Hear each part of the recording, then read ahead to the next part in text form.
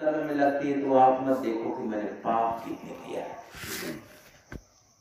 मैंने किया है, वो बात भूल जाए। अब करना क्या है, महत्व तो ये रखता है, ये नहीं कि मेरे से बड़ी गलती हो गई है, मैं शराब पीता हूं, मैं मांस खाता हूं, मैं सत्संग में जाकर क्या करूंगा।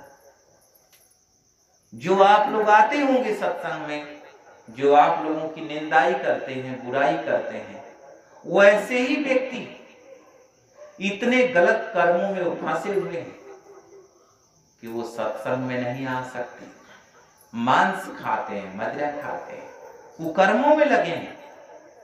क्योंकि जो व्यक्ति ऐसे कर्मों से बचा होता है तो स्वयं उसके जीवन भक्तमय हो जाते हैं, भक्तियों से प्रेरित हो जाते, भक्ति के रूप हो जाते हैं। जो भक्तियों से वंचित है वो कर्म के कलप में लगा है। इसलिए साहब कह रहे हैं, सज्जन मिले न साकट, वैष्णव मिले चंडाल। यदि सज्जन व्यक्ति है, अगर वो साकट है, निगुरा है, गुरु नहीं बनाया है, सत्संग में नहीं जाता है, गुरु की सेवा नहीं करता है, संतों की सेवा नहीं करता है, अब वो सज्जन व्यक्ति है तो सतगुरु कबीर साहब कहते उसके घर पे मत जाना, उसके द्वारा तेरे को कुछ मिलने वाला नहीं है। लेकिन यदि चंडाल व्यक्ति है, चंडाल, और वो यदि राम नाम की भक्ति करता है, महात्मा है, तो उसके पास जरूर देना, चाहे वो जितना गलत होगा, लेकिन आप चाहोगे तो इतना तो जरूर करेगा, राम राम राम तो जरूर करेगा, इतनी बात तो सिखाएगा। आप उसके पास जाएंगे तो इतने तो सुनने को मिलेगा, राम राम। लेकिन सज्जन व्यक्ति के पास जाओगे तो आपको क्या मिलेगा, कुछ नहीं मिलेगा। लेकिन ये दुर्जन व्यक्ति है, चंडाल है, उस व्यक्ति के पास उस महात्मा के पास जाते हो तो आपको राम नाम मिलता है, रतन मिल जाता है। आपको रतन से काम है, रतन का जतन कर माटी का सिंगार, आया कबीरा फिर गया, झूठा है संसार। सतगुरु कबीर साहब कहते हैं, तू जतन कर, किसका, रतन का, तू रतन की खोज कर, तू सज्जन व्यक्ति की खोज मत कर, चंडाल व्यक्ति से घृणा मत कर, सज्जन व्यक्ति से प्रेम मत कर। तुझे प्रेम केवल राम नाम से करनी है, सत्य से करनी है। वो सत्य मुझे कहां प्राप्त होता है, इसकी खोज कर। साधु ऐसा चाहिए जैसा सूप स्वभाव, सार सार को गह रहे, थोथा देर बड़ा। थोथा को बहा दो, सार को ग्रहण करना है। सार का मतलब क्या, वो राम का नाम, वो भक्ति, वो सुमिरन। लेकिन कुछ व्यक्तियों के पाप इतने चरम सीमा को पार कर चुके हैं कि उसके जो थोड़े समय चाहे तो उस सर्प के जो 99 पाप किया था और एक ही पुण्य किया था और उसके पूरे जीवन को बदल दिया। लेकिन वो महात्मा ने 99 पुण्य किया और एक पाप किया जो पूरे जीवन को नष्ट कर दिया। इसलिए आपके कर्म चाहे जितने खराब हों, चाहे जो भी व्यक्ति हो, या जितने गलत कर्म किया हो, शराब पीता हो या कसाई हो या जो भी हो, वो चाहे तो अपने जीवन को सुधार सकता है। जैसे आपने बुद्ध का नाम सुने, बुद्ध ने अंगुलिया माल डाकू को भिक्षुक बनाया था, जबकि 1000 व्यक्तियों की गर्दन को काट करके उनके अंगूठा का माला बनाता था और पहना था। उस व्यक्ति के पास जाकर उसके हत्या से, जो उसके पाप से उसके जीवन को बुद्ध छुटकारा दिलाते हैं और उसे अपना शिष्य बनाते हैं, भिक्षुक बनाते। भिक्षुक का मतलब महात्मा, उन्होंने महात्मा बना दिया, शिष्य बना दिया। बुद्धम शरणम गच्छामि, बुद्ध के शरण में आ गया, बुद्धि के शरण में आ गया ज्ञान प्राप्त करने का। एक वेश्या थी अम्रपाली जिसका नाम था। वो आई तो सारे उनके शिष्य खड़बड़ा गए, सभी चिंतित हो गए कि अरे ये वेश्या महात्मा के पास क्या करने आई, अब तो बुद्ध की सारी भक्ति को नष्ट कर देगी। सभी शिष्य परेशान हैं, लेकिन बुद्ध को कोई परेशानी नहीं है। खूब प्रेम से उससे बात कर रहे हैं और देखने वाले घबरा रहे हैं कि ये यहाँ क्यों करने आ गए। बुद्ध ने कहा कि हे अम्रपाली, तुम किस उद्देश्य से आई हुई हो, क्या तेरे विचार है? सभी लोग सोच रहे हैं कि बुद्ध कर क्या रहे हैं। उन्होंने कहा तुम किस उद्देश्य से? उसने कहा हे महात्मन, हे महापुरुष, मैं आपके पास में आई हूं कि मेरा भी कल्याण हो जाए। आप मेरे घर पे आकर मेरे हाथों से भिक्षा को स्वीकार करें, और जिस भिक्षा को आप भोजन से पाएंगे तो मेरा भी कल्याण है। बुद्ध ने कहा ठीक है, मैं तेरे घर अवश्य आऊंगा और तेरे हाथों से भिक्षा प्राप्त करूंगा कि मैं अवश्य आऊंगा। तुम जा सकते हैं। जब चली गई तो सारे शिष्यों ने कहा स्वामी, हे बुद्ध, हे सिद्धार्थ, आप जानते नहीं वो कौन है। कहे कौन है वो? कहा वो एक वेश्या है। कहे उसे वेश्या बनाने का काम किसने किया? तुम लोगों ने ही किया है, समाज ने ही किया है। उसका क्या दोष है? कोई वेश्या अपने आप वेश्या नहीं होती, उसे बनाने का काम पुरुषों ने किया है। उसका क्या दोष है? उसका कोई दोष नहीं। फिर अपने पापों को प्रायश्चित करने के लिए आई तो उसे रोकने वाले भी एक पुरुष ही है। जो कह रहे हैं वो वेश्या है, लेकिन उसे वेश्या बनाया किसने है? पुरुषों ने बनाया।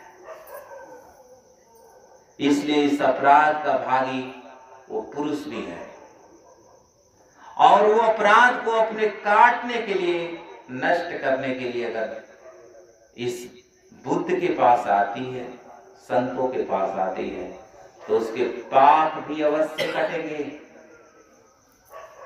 तुम्हें चिंता करने की जरूरत नहीं है। वैसी घटना उस अंगुलीमाल के साथ भी होती है। जब अंगुलीमाल बुद्ध के पास आ जाता है तो बिंबिसार को पता लगता है, वो राजा है, कि बुद्ध ने उस भिक्षुक बना लिया है उस अंगुलीमाल को। अब चलकर उसका गर्दन काट देना चाहिए। बड़े सेना को मेरे मार डाला है। सेना के साथ बिंबिसार जाता है तो बोलते हैं बुद्ध, क्या बात है बिंबिसार? कहता है अंगुलीमाल को मैं सुनता हूं कि आप पकड़ लिए हैं, मेरे हवाले सौंप दीजिए। कहे किस अंगुलीमाल की बात करते? जिस अंगुलीमाल की बात करते वो जिंदा नहीं, वो मर चुका है। तो कहे नहीं, वो सामने बैठा हुआ है। कहे जो बैठा हुआ वो अंगुलीमाल नहीं, वो भिक्षुक। जब उसके गर्दन में अंगुलियों की माला थी और उसके हाथ में परस था, तब तक उसे कोई पकड़ नहीं सका, उसे दंड नहीं दे सका। मैंने उसके सारे अपराधों और पापों को और अंगुलियामाल को नष्ट करके उसे भिक्षुक बना दिया है। मेरे ज्ञान की तलवार उसे नष्ट कर चुकी है। तुम किसको नष्ट करने जा रहे हो? जिसे नष्ट करने जा रहे हो अब वो अंगुलीमाल नहीं, वो भिक्षुक है। वो अपने पापों को पराचित करने के लिए तैयार है और वो कर रहा है। उसकी जानें बच जाती है। कहने के मेरे तात्पर्य यह है, हर व्यक्ति को अपने जीवन में कुछ न कुछ पाप अवश्य होते हैं, कुछ न कुछ अपने आप के पाप होते हैं, लेकिन उस पापों में गलानी नहीं, उस पापों में अच्छे कर्म, जब पाप के बाद अवसर मिले तो अच्छे कर्म करना चाहिए, अच्छे विचार रखना चाहिए। अच्छे विचार से, अच्छे धारणा से, अच्छे सोच से जब आपको सत्संग करने का, भक्ति करने का जब अवसर प्राप्त होता है तो आपके जीवन धन्य हो जाते हैं। किसी व्यक्ति का इस संसार में दोष नहीं, उसकी वृत्ति ही उसके जीवन का सर्वनाश हो जाती है। ये मनुष्य जैसा उसको संगत मिलती है, जैसा वो सोचता है, वैसा उसके जीवन के साथ होता जा रहा है। हर व्यक्ति कुछ कर नहीं रहा, केवल सोच रहा है, और होने वाला अपने आप हो रहा है। वो काल किसी के करने से कुछ नहीं हो रहा है, उसकी सोच का वो परिणाम है जो होता जा रहा है। आपने कल्प वृक्ष का नाम सुना होगा। कल्प वृक्ष का गुण यह है कि उस कल्प वृक्ष के पास जो बैठ जाए तो जो मांगे वो मिल जाए। कोई एक ऐसा व्यक्ति था जो अपने घर से रुष्ट कर होकर के जंगल में चला गया और कल्प वृक्ष के पास ही बैठ गया, और कुछ समय के बाद उसको भूख लगी तो अब उसे भोजन चाहिए। आप ऐसे बैठे रहते, लेकिन जब भूख लगती है तो आपका ध्यान भोजन पर ऑटोमेटिक पहुंच जाते हैं। तो आप ये सोचते हैं भोजन आ जाए। वो व्यक्ति उस पेड़ के नीचे बैठकर जंगल में सोचा कि मैं अब क्या करूं, भूख लग गई, तो उसने सोचा मुझे भोजन आ जाए।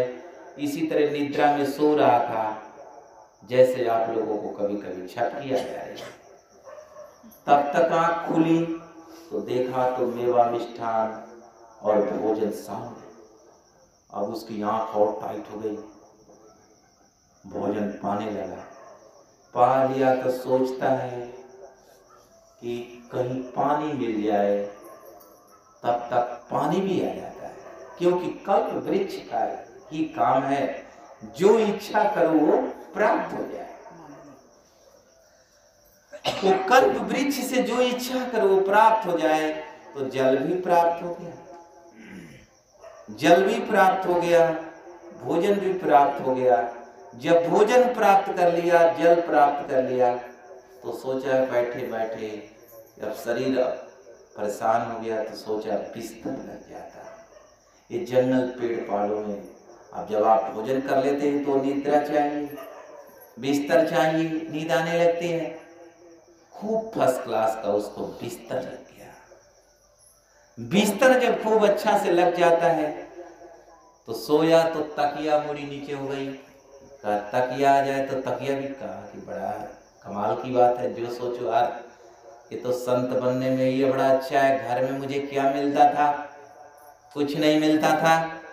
पत्नी ने तो मेरे को एकदम कुछ भी नहीं, एकदम मेरी जिंदगी नरक बना के रख दिया परिवार वालों ने। क्या बात है। जब उसने सोया जब उसको नींद टूटती है, सोचता यार जंगल में तो सब कुछ मिल गया, लेकिन अब स्त्री भी मिल जाए तो फिर क्या बात है। तब तक एक सुंदर परी भी उसके पास आकर सामने खड़ी हो गई और बिस्तर पर उसके बैठ गई। उसमें भी वो डूब गया। फिर वो स्त्री चली जाती है। कहती अब स्त्री का काम क्या है, काम चली जाए तो चली गई। फिर अकेला हो गया, कुछ सोच रहा है अंधेरी रात में, सोच रहा है मैं क्या करूं। सोच रहा है अकेली रात में, इतना तो भोग के बाद अकेलापन उसको महसूस होने लगा। तो सोचा जंगल में भूत भी आते हैं, तो भूत भी आ गए। देखने लगा ये तो भूत आ गए, क्योंकि जो इच्छा कर रहा है वो होता जा रहा है। और चारों तरफ से उसे कहा कि तुम चारों तरफ से घेर लेंगे, अब क्या करें। अब वो भूतों को देखकर कहेगा कि अब तुम कहा कि अब तो मैं मारा जाऊंगा। तब तक सभी भूत उसके सीने पर चढ़ करके मुट्ठी मुड़ी दांत के मार।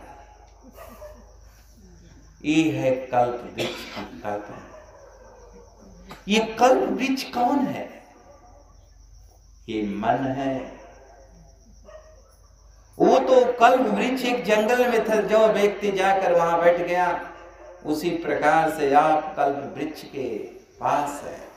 जैसा सोचते जा रहे हैं वैसा होते जा रहा है, होते जा रहा है, और लास्ट में आप कहते हैं अब मैं मर जाऊंगा, तो मर भी जाते हैं। और जो चाहते हैं वो मिलता है। पढ़ाई पढ़ते सोचते मैं पास हो जाऊं, तो आप पास भी हो जाते हैं। नौकरी चाहते नौकरी मिल जाती है, पत्नी चाहते पत्नी मिल जाती है, फिर बाद में बीमारी होने लगती है, फिर भूत पकड़ लेते हैं आप लोग को, दूत पकड़ लेते हैं, फिर कहते हैं अब जिंदगी बेकार हो गई है, अब मेरे को मरना है, और मर जाते हैं। ये है मन की कल्पना। ये कल्पना अज्ञानता की है, संसार की है। ये बिना गुरु बनाने का परिणाम है। ये जितने लोगों को भूत पकड़ता है उसी व्यक्ति को जो गुरु नहीं बनाया। साधु संत को कभी भूत नहीं पकड़ता है।